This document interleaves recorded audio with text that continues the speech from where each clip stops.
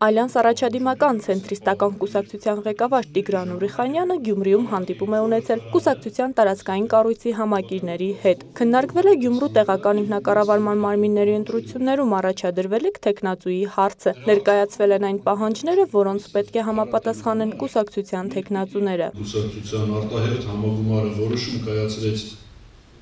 տեղական ինքնակառավարման մարմինների մասնակցություն բերելու առումով, մասնավորապես եւ հիմնականում Գյումրի ու Վանաձոր քաղաքների վերաբերյալ,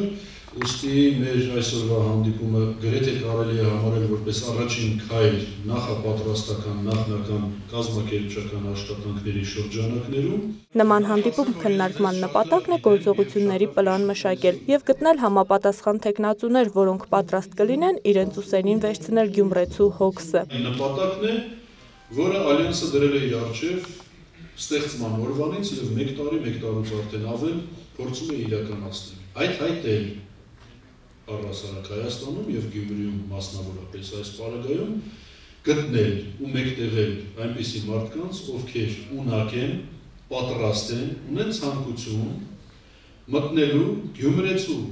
կողմից իրենց վրա դրվող պատասխանատվության տակ պետական կառավարման համակարգում աշխատելու համար։ Ուրիխանյանը Գյումրիում հայտարարեց, Ալյանսի թեկնածու կարող է լինել նաև ոչ կուսակցական անհատը, ով պետք է ունենա մաքուր կենսագրություն։ Ինձ համար,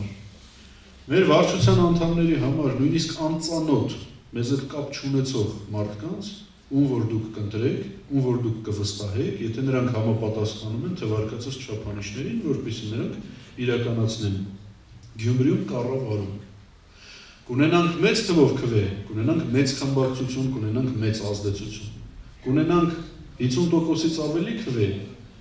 կունենանք ամբողջական իշխանություն Գյումրիում։ Կապված առաջիկա ընտրությունների հետ, այն թիմը, այն կազմը, որը դուք կորոշեք հավաքանու համար, մշտապես կունենա մեր աջակցությունը։